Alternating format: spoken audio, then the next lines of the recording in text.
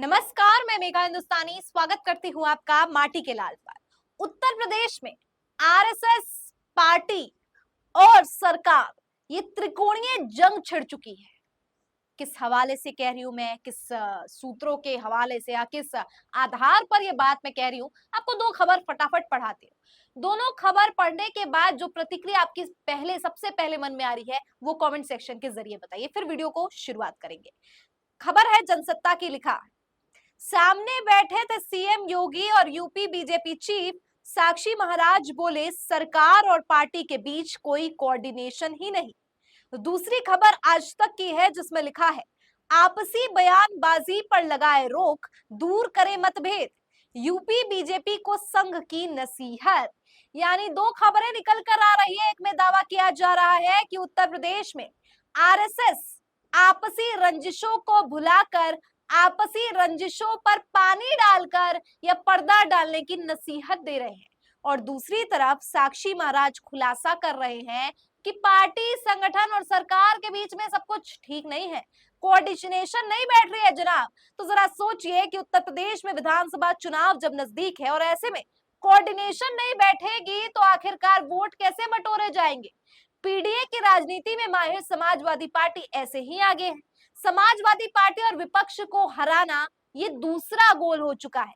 पहली समस्या तो पार्टी के भीतर है, यानी पार्टी में सामंजस्य स्थापित करने में भाजपा नाकाम हो रही है। इस सामंजस्य को आखिर कैसे बिठाया जाए, कौन इस सामंजस्य को बिठा पाएगा, ये तमाम तरीके के सवाल है जो इस वक्त उपज रहे होंगे आपके मन में। अब मैं आपको बताती हूं कि कैसे उत्तर प्रदेश की राजनीति में योगी सरकार और केशव प्रसाद मौर्य के बीच के मतभेद अब प्रशंसा में तब्दील हो गए हैं।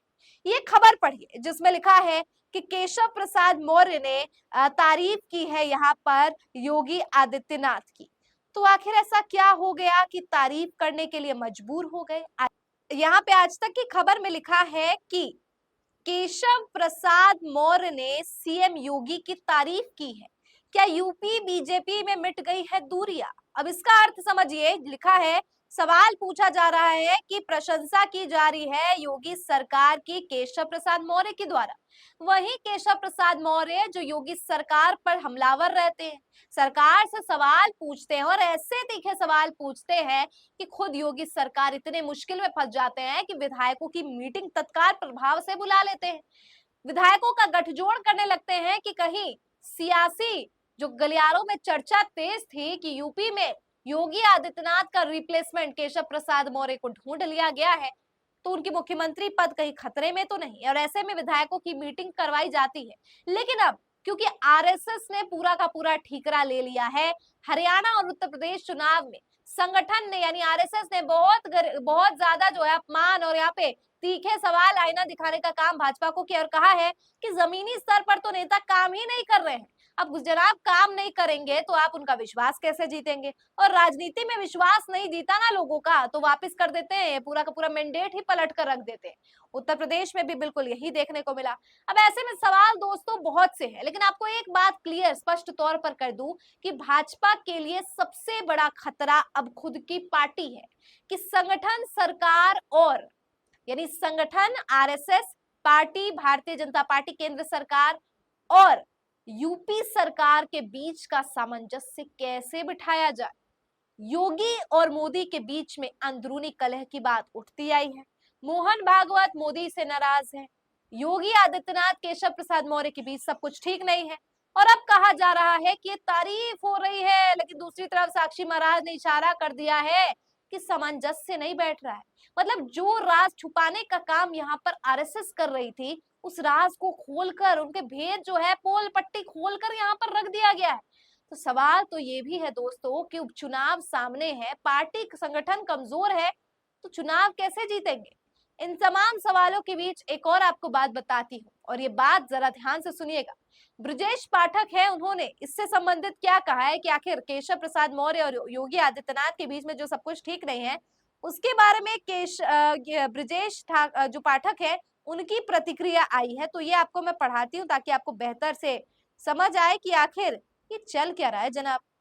देखिए खबर है बीबीसी की, लिखा है उत्तर प्रदेश में बीजेपी की राजनीति को करीब से जानने वाले वरिष्ठ पत्रकार या ब्रिजेश शुक्ल की बात हो रही है, ब्रिजेश पाठक की नहीं, ब्रिजेश शुक्ल की बात हो रही है, जो वरिष्ठ पत्रकार है। उन्होंने कहा है केशव प्रसाद मौर्य के बारे में कि इस बदलाव को थोड़ा अलग तरीके से वो देखते हैं। यानी कौन? ब्रिजेश ब्रिजेश शुक्ल जो है, जो पत्रकार है, वो केशव प्रसाद मौर्य के बयान में जो ये बदलाव आया है उसको एक अलग तरीके से देखते हैं। कहते हैं कि केंद्र में केशव प्रसाद मौर्य को फिलहाल चुपचाप रहने को कह दिया है।